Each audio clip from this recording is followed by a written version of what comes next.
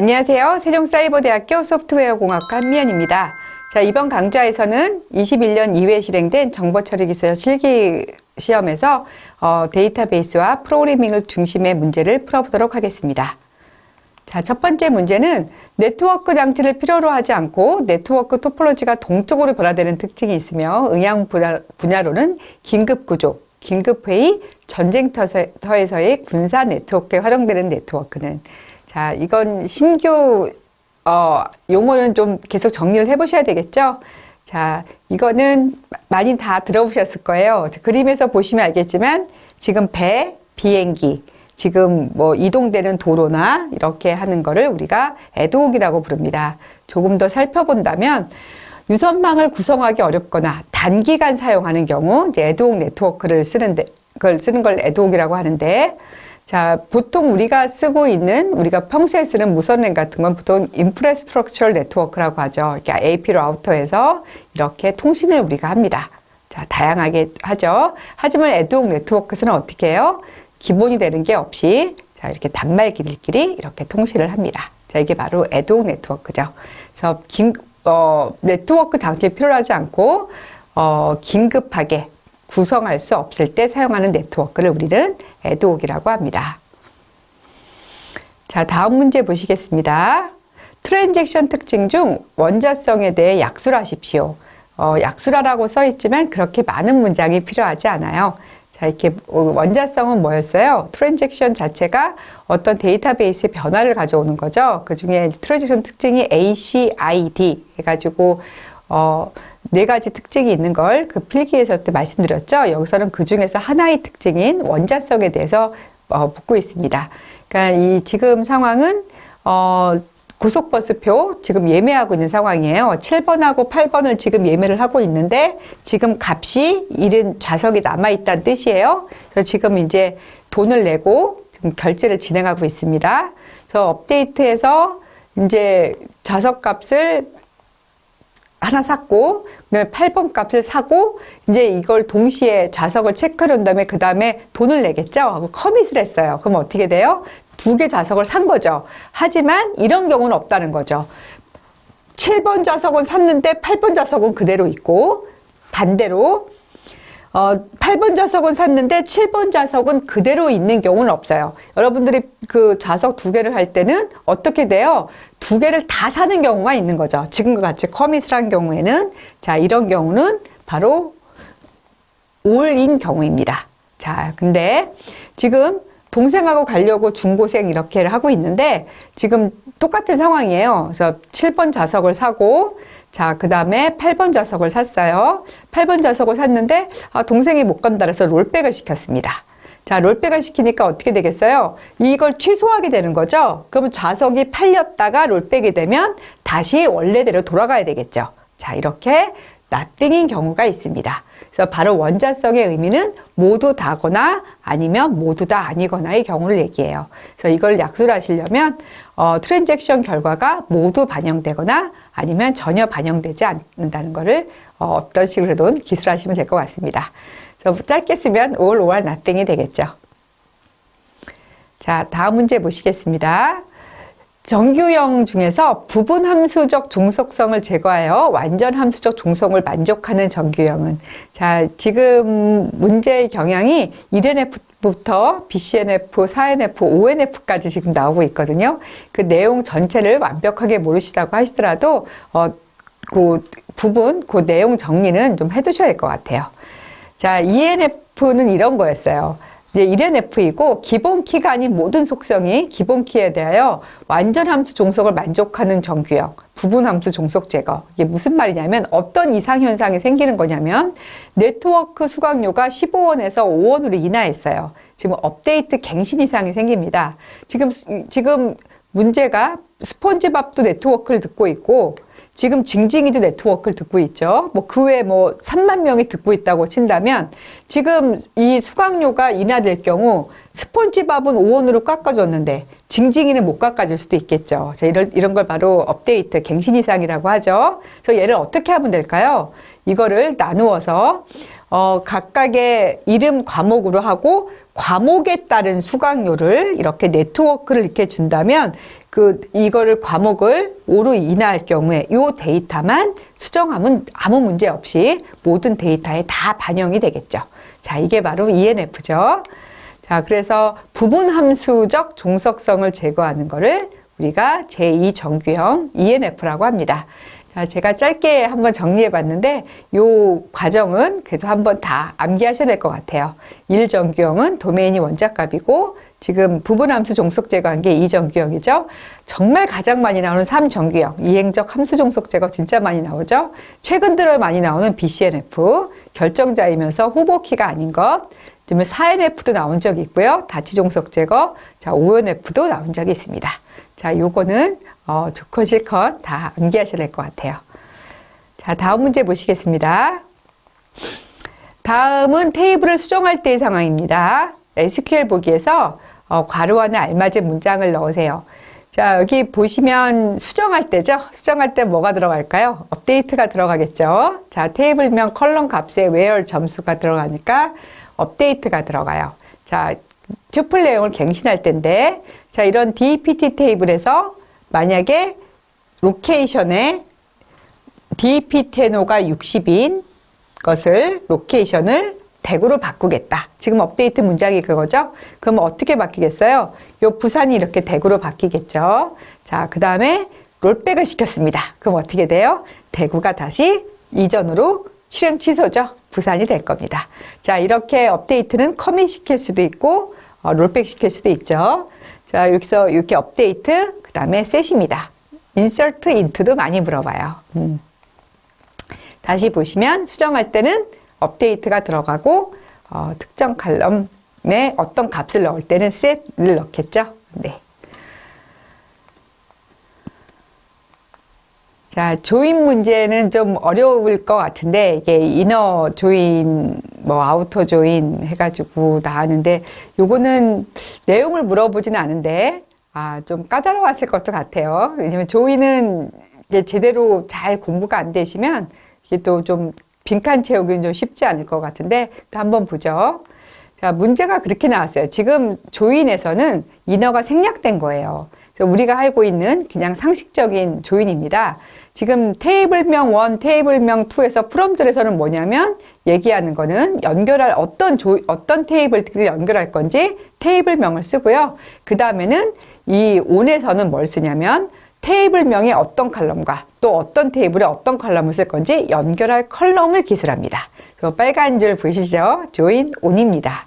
자, 그러면 지금 문제에서는 어떤 경우냐면 지금 학생 정보란 테이블과 학과 정보란 테이블이 있어요. 근데 지금 문제에서 학생 정보하고 A라고 주고 학과 정보라고 B라고 줬죠. 그러면 학생 정보에서 A라고 준 거는 연결할 테이블에서는 두 개의 테이블이 있는데 너무 이름이 복잡하니까 알리아스를 준 거죠. 별명을. 나는 이제 학생 정보를 A라고 부를 거야. 그 다음에 학과 정보를 B라고 부를 거야. 이렇게. 자, 그 다음에는 연결할 테이블 다음에는 연결한 컬럼이 나오겠죠. 자, 여기서 연결할 컬럼 앞엔 뭐가 붙어요? on이 붙어요. 그래서 연결한 그 컬럼끼리는 어떻게 돼요? 이제 학생 정보를 A라고 부르죠. A의 학과와 그리고 뭘 연결해요? B의 학과를 연결하는 거죠. 그러면 이번에는 학과가 들어가겠네요. 이렇게. 자, 이게 바로 조인입니다. 테이블과 컬럼이 이런 식으로 구성이 돼 있어요. 자, 다음은 파이썬인데 비트 연산이 계속 나오고 있어요. 저번에 오화 연산이 나왔었죠. 이번엔 라이트 시프트 연산입니다. 자, 이번 문제를 통해서 어렵지 않으니까 익히셨으면 좋겠네요. 자, 일단 라이트 시프트만 하면 허전하니까 레프트 시프트부터 하겠습니다. 자, 레프트 시프트는 지금 1이 있어요. 자, 1이 있는데 1을 한 번도 안 움직였어요. 자, 1을 한 번도 안 움직였으니까 그냥 1입니다. 얘는 1을 왼쪽으로 한 번 움직였다는 얘기예요. 그러니까 처음에 1이 여기 있었는데 왼쪽으로 한 칸 갔으니까 1이 갔겠죠. 자, 1이 1로 갔어요. 한 칸 움직였어요. 1이 갔다는 얘기예요. 그 다음에 얘는 0이 되겠죠. 그런데 1이었는데 이제 뭐가 됐어요? 2가 됐죠. 그래서 2가 됐습니다. 1, 0이니까 2가 되겠죠. 그 다음에 1을 얘는 왼쪽으로 2번 이동한다는 얘기예요. 이렇게 있는데 몇 번 이동을 해요? 한 번, 두 번. 그럼 나머지를 뭐로 채워요? 0, 0으로 채우게 되겠죠. 1이 두 번 이동했더니 1, 0, 0이 돼서 결국 4가 됐죠. 그래서 얘가 의미하는 의미가 뭐가 되는지 이제 보실게요. 여기 보면, 요거를 보면 얘는 1을 3번 움직였어요. 그럼 1이 한 번, 두 번, 3번 1로 갔죠? 8이 됐어요. 자, 1을 4번 움직였어요. 하나, 둘, 셋, 4번 움직여서 16이 됐어요. 즉, 수식을 어떻게 쓸 수 있을까요? 1을 지금 2번 움직이니까 1 곱하기 2의 제곱이 됐고, 1을 4번 움직이니까 1 곱하기 2의 4승이 됐죠? 그래서 결국은 A의 레프트 시프트 B의 의미는 A 곱하기 2의 B승이라는 걸 알 수가 있습니다. 이게 레프트 시프트의 의미죠. 자, 그래서 이걸 좀 더 응용해 보자면 이런 것도 가능해요. 얘는 3을 왼쪽으로 3칸을 움직였어요. 그러니까 어떻게 되겠어요? 11000이 되겠죠. 자, 이렇게 되면 얘는 뭐예요? 11000은 24가 되겠죠? 수식이 맞나 볼까요? 3 곱하기 2의 3승. 얘는 3 곱하기 2의 3이니까 8이죠? 24 맞네요. 이렇게. 자, 수식이 이렇게 레프트 시프트는 이렇게 되는 거죠. 자, 이 수식은 어떻게 되겠어요? 5 곱하기 101을 지금 10칸을 움직인 거죠. 2의 10승이죠. 1024 곱하기 5니까 5120입니다. 그래서 정리를 하자면 A를 B로 레프트 시프트 한다는 거는 이런 수식이 됨을 알 수 있겠죠. 근데 문제에서는 지금 라이트 시프트를 물어보고 있죠. 자, 라이트 시프트는 반대의 경우입니다. 오른쪽으로 움직이는 거예요. 자, 1을 0번 움직였으니까 그대로 있겠죠. 자, 그 다음에 1을 한 번 움직였어요. 그러니까 어떻게 오른쪽으로 갔으니까 사라졌죠? 없어졌어요. 0만 남았네요. 자, 그 다음에 10을 지금 10진수를 2진수로 표현하게 되면 1010이 되죠. 자, 얘를 오른쪽으로 한 칸 움직입니다. 얘를 오른쪽으로 한 칸 움직이는 거예요. 그래서 지금 1010이 이렇게 있는데 이거를 오른쪽으로 한 칸 움직이니까 101이 됐겠죠. 자, 101이 됐어요. 그 얘는 10진수로 표현하면 뭐가 돼요? 5가 되겠죠? 자, 나누기 2가 됐습니다. 자, 한 번 더 움직여 볼게요. 1010을 이번에는 오른쪽으로 두 칸을 이동합니다. 자, 두 칸을 이동하게 되면 두 칸을 움직이니까 10만 남겠죠? 그럼 뭐가 됐어요? 2가 됐죠? 다시 5에서 나누기 2가 됐네요. 자, 그 다음에 한 번 더 움직이면 1만 남고 사라지겠죠? 또 나누기 2가 됐죠? 자, 이렇게 되는 겁니다. 그래서 30을 라이트 시프트 1을 한다는 건 30에다가 나누기 2의 1승이 되는 거죠. 그래서 나누기 2가 돼서 15가 돼서 111이 되고요. 자, 1024도 10번 움직이면 어떻게 돼요? 얘는 1024 나누기 2의 10승이 되겠죠? 그러니까 1이 되겠죠. 네, 그래서 수식을 표현하면 A 나누기 2의 B승이 되는 겁니다. 자, 이제 다시 문제로 돌아가 볼까요? 파이썬만 써있지 사실은 비트 연산자에 물어보는 문제입니다. 자, A는 100이에요. 리절트도 0입니다. 자, A는 100이고 리절트는 0이에요. 그 다음에 이제 포문이 돌아가요. I가 1부터 3까지 돌아가죠. 자, 여기는 함정이 많아요. 꼼꼼히 잘 해보셔야 돼요. 자, I는 지금 1부터 시작을 해요. 그럼 리절트 값이 뭐냐면 A를 라이트 시프트 I를 해요. 자, 한 번 움직이겠죠? 오른쪽으로. 그 말은 뭐예요? A 나누기 100 나누기 2의 1승이 되는 거죠. 뭐, 1은 안 오란 얘기죠. 그러니까 뭐가 되겠어요? 50이 됐겠죠. 그 값을 어디다 집어넣으래요? 리절트에 넣으래요. 50이 됐어요. A 값은 안 바뀌었어요. 자, 그 다음엔 리절트를 하나 값을 증가시키래요. 그럼 51이 됐겠죠. 자, 다시 포문이 돼서 이제 I가 2가 됐어요. 자, I가 2가 됐습니다. 자, 얘를 시행해요. I가 2가 됐죠. 그러면은 100을 뭐 하라는 얘기예요? 라이트 시프트 2를 하라는 얘기예요. 얘는 뭐예요? 100 나누기 2의 제곱이 되는 거죠. 그러니까 100을 4로 나누라는 얘기죠. 그러니까 뭐가 돼? 그 값을 어디다 집어넣어요? 리절트에 넣어요. 그러니까 리절트 값이 뭐가 됐어요? 25가 됐죠. 자, 그 다음 줄 수행하면 어떻게 돼요? 리절트 값 하나 증가시키죠? 26이 됐어요. 자, 그래서 출력시키면 이제 I 값이 3이 되면 끝났죠? 포문이 끝났어요. 자, 그러면 찍으면 뭐가 찍혀요? 리절트 값에 있는 26이 찍힙니다. 자, A 값이 안 바뀌죠. 그래서 함정이 있으니까 1, 2, 3, 4번 예제도 없고 그러니까 차근차근히 한 줄 한 줄 실행시켜 보셔야 됩니다. 자, 다음 문제 보실게요. SQL 문에서 괄호 안에 알맞은 답안을 작성하시오. S로 시작하는 데이터를 셀로 내림차순. 그러니까 지금 이렇게 데이터가 나왔는데 시험 문제에서 예시는 좀 달랐어요. 이렇게 시험 문제 나왔는데 이 이름이 S로 시작하는 사람을 다 뽑는 거예요. 그럼 누가 있냐면 스미스하고 스캇이 있겠죠. 그러면 그 사람 중에서 뭘만 뽑냐면 원하는 건 이네임하고 셀러리만 뽑을 거고 EMP 테이블에서. 근데 이름이 S로 시작해야 돼요. 그리고 셀러리를 어떻게 해요? 저기 할 겁니다. 내림차순으로 정렬할 거예요. 자, 그래서 이걸 한다면, 이걸 표현할 때면 like를 쓰고, 자, S로 시작하는 모든 거 할 땐 %를 쓰죠. 반대인 경우 S로 끝날 때는 %S를 하면 되고, 그래서 내림차순일 때는 어떻게 써요? DESC를 씁니다. 자, 패킷 교환 방식이 디센딩이죠. 내림차순이. 어센딩은 생략 가능하고요. 패킷 교환 방식 중에서 번호에 해당하는 방식을 적으시오 라고 써 있죠. 자, 패킷 교환 방식이 뭔지부터 한번 살펴보죠. 일단 웬이죠. 웬에 보면 웬이 뭐 별거 있나요? 랜 2개 이상을 라우터 등을 통해 연결하면 그게 웬이죠. 웬에서 이제 교환하는 방법이 회선 교환, 메시지 교환, 패킷 교환이 있어요. 그 중에서 패킷 교환 중에서 각각의 특징을 가지고 있는 걸 쓰란 얘기예요. 자, 그래서 이번 시간에는 회선 교환부터 짧게나마 한번 보겠습니다. 자, 회선 교환은 이런 거죠. 전송하기 전에 하나의 물리적 경로를 설정하고 통신이 끝날 때까지 그냥 독점하는 거예요. 자, 이제 독점하고 계속 이걸로 통신을 합니다. 자, 이게 바로 회선 교환이고요. 이거는 점유를 하기 때문에 그렇게 효율적이진 않겠죠. 자, 그래서 좀 가변 길이에 나온 게 메시지 교환입니다. 가변 길이의 메시지 단위로 전송을 하고요. 도착하고 나면 저장하고 다음 노드로 가는 링크가 비어 있으면 전송해서 store and forward라고도 합니다. 그래서 여기 지금 메시지가 가요. 또 이런 식으로 스토어하고 forward해서 이렇게 전송이 됩니다. 자, 이런 메시지 교환이 있고요. 이번 문제에서 나온 건 바로 패킷 교환이에요. 지금 OSI 7레이에서 네트워크 계층에서 이제 패킷 단위로 구성해서 패킷은 어떻게 생성하느냐? 표준과 프로토콜을 사용하여 생성하겠죠. 그래서 데이터를 패킷 단위로 조각낸 후 수신지에서 패킷을 원본 데이터로 다시 재조립을 하는 거죠. 그거에 대한 정보가 여기에 다 써 있죠. 자, 요거는 바로 TCP 헤더입니다.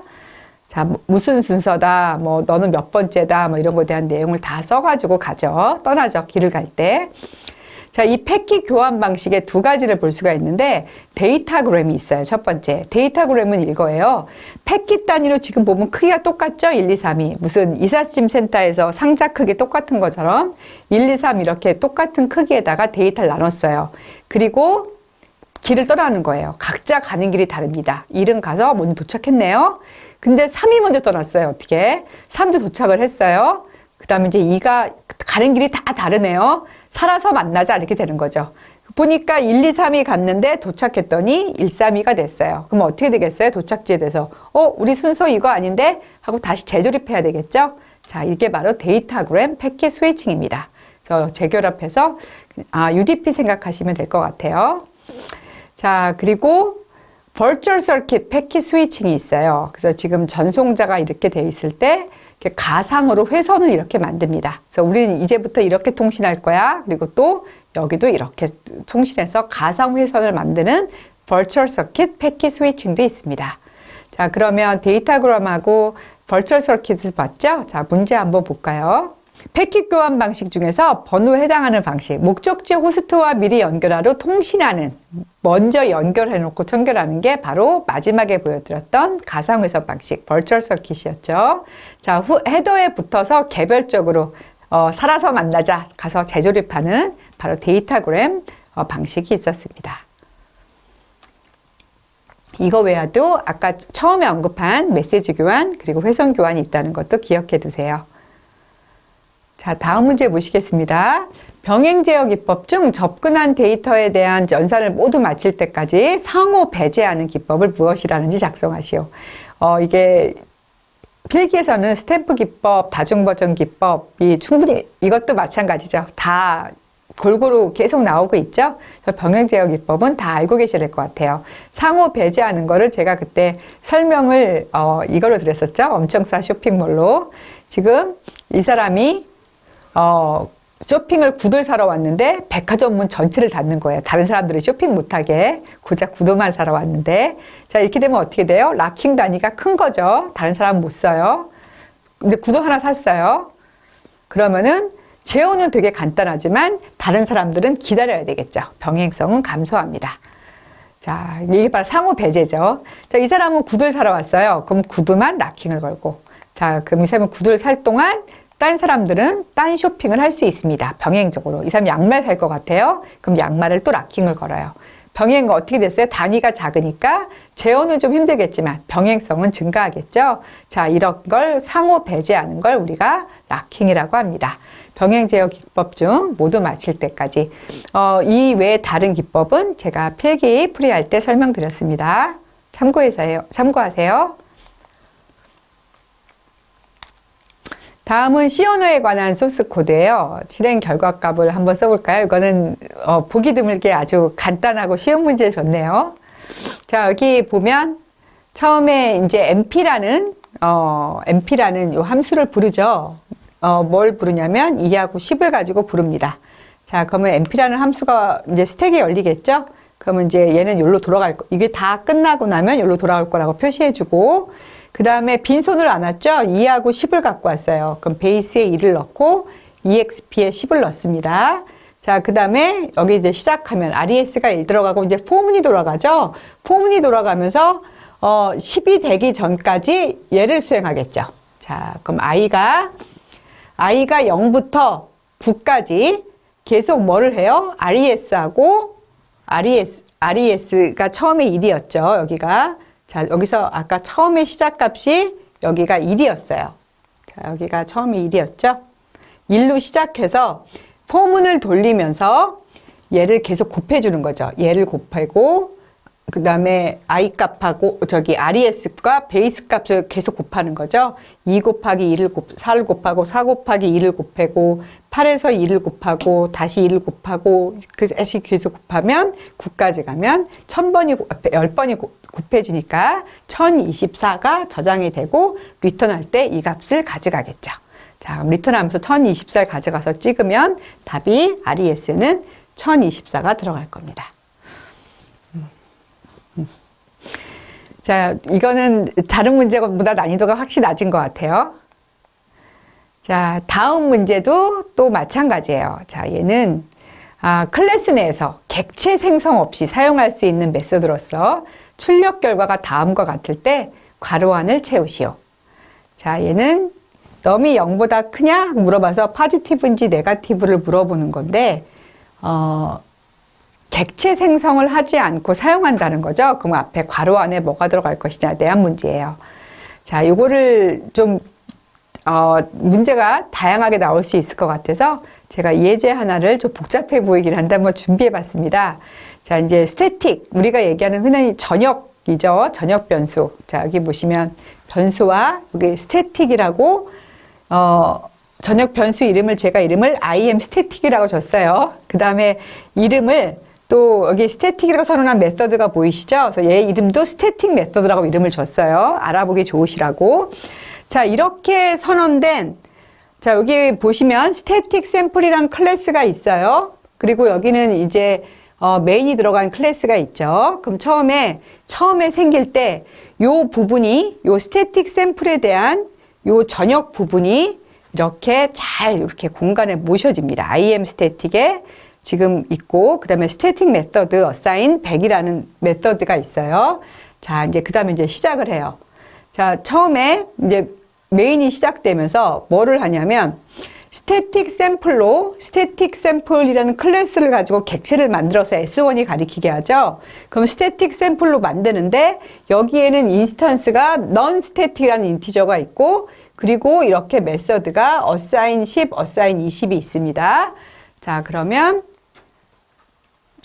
non-static이라는 걸 만들고 저렇게 메서드끼리는 사실은 객체끼리 공유합니다. 제가 그걸 좀 사실감 있게 만들어 봤어요.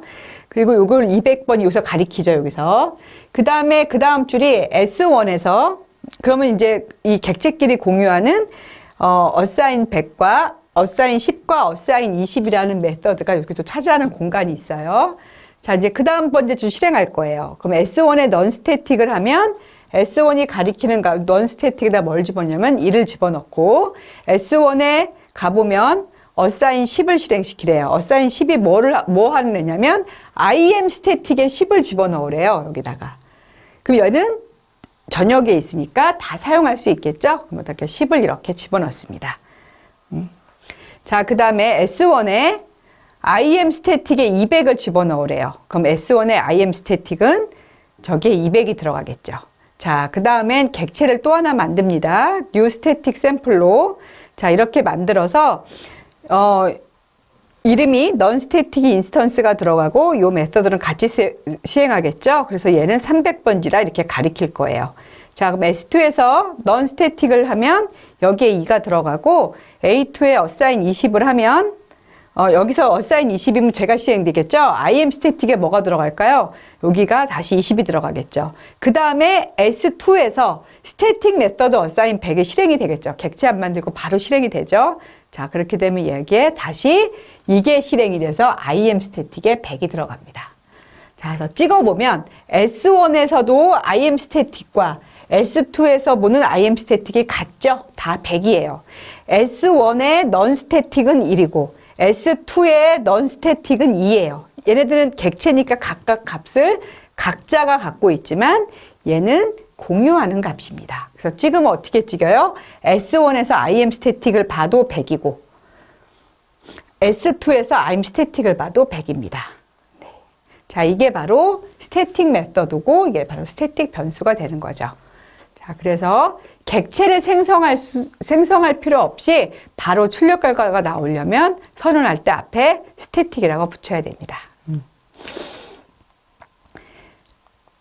자, 다음 문제 볼게요. 자, 포인터 문제죠. 자, 이게 포인터를 알면 되게 쉬운 문제인데 어려우면 또 하염없이 어려워 보이는 문제예요. 자, 얘도 차근히 보겠습니다. 자, 요것만 먼저 보고 가죠. 자, 이게 포인터형 변수의 특징이죠. 얘가 인티저면 그 다음 변수로 4바이트씩 이동할 수가 있죠. 플러스 1, 플러스 2 하면. 자, 여러 문제 나왔으니까. 자, 한번 볼게요. 어레이를 이렇게 만들었어요. 그럼 0, 1, 2 이렇게 있고, 요게 각각의 주소가 이렇게 있겠죠. 그러면은 어레이에는 뭐가 있냐면 바로 요 주소가 들어가는 거죠. 요 주소가. 자, 요 주소가 들어가서 ARY는 자, 얘를 이렇게 가리킬 거예요. 자, 그리고 S는 0입니다. 그리고 지금 뭐를 해요? 지금 array 플러스 0이란 얘기는 지금 array에 뭐가 들어있어요? 여기 주소가 들어있죠? 거기다 아무것도 더하지 않았어. 근데 거기에 지금 이 표시가 되어 있는 건 그 안에 있는 값에 뭘 집어넣으라고요? 바로 여기가 되겠죠? 바로 여기에 뭘 집어넣어요? 1을 집어넣으라는 얘기죠. 이렇게. 자, 그 다음에는 이걸 실행하겠죠. 자, 그럼 지금 여길 얘기하는 거겠네요. 여기다가 뭘 집어넣으래요? 지금 얘가 의미하는 건 뭐예요? 얘가 의미하는 건 결국은 얘잖아요. 아무것도 안 더했으니까 결국 얘가 되겠죠. 여기에 있는 값이 뭐예요? 여기에 있는 값은 1이죠. 자, 1에다가 2를 더해서 여기다 집어넣으래요. 그러니까 뭐가 들어가겠어요? 3이 들어가겠죠. 자, 그 다음에는 이 값을 얘가 실행이 되면 array는 0이죠. 근데 이건 뭐예요? array에 0번째에 있는 값에 1이죠. 1에다가 3을 더해서 여기다 집어넣으래요. 자, 그럼 뭐가 들어가겠어요? 자, 4가 들어갈 거예요. 자, 그 다음에 어떻게 하래요? 요 각각의 값의 합을 구하랬죠? 그럼 뭐가 될까요? 1 더하기 3 더하기 4니까 8이 될 겁니다. 자, 이게 아까 구조체나 그리고 배열이나 다 똑같은 원리죠. 자, 이거는 필기에서도 몇 차례 똑같은 문제가 나왔습니다. 자, 그래서 이거는 물론 이렇게 쓸 수도 있겠죠. 물론 이렇게 문제선 이렇게 나왔지만 이런 식으로 써도 아무 문제가 없습니다. 똑같은 수식이죠. 자, 얘는 또 똑같이 이렇게 쓸 수도 있겠고요. 문제에서 뭐 다양하게 나올 수 있지만 하는 말은 똑같습니다. 자, 마지막 문제예요. 다음은 자바 언어에 관한 소스 코드이다. 실행 결과값을 써라. 자, 그래서 쭉 보면 뭐가 나왔냐면 일단 상속을 받았어요. 그래서 걔 이름이 what child입니다. 여기 what 클래스가 있고요. 그 다음에 여기 이제 자식 클래스가 있고 what을 상속받은, 그리고 여기 보면 슈퍼가 있죠. 슈퍼는 엄마를 얘기하죠. 엄마 생성자. 자, 그거를 알고 시작해 보겠습니다. 자, 처음에 이제 new what 해가지고 A1을 가리키게 하죠. 자, 그러면 what을 만들었어요. 자, what을 만들었는데 what에는 뭐 별거 없죠.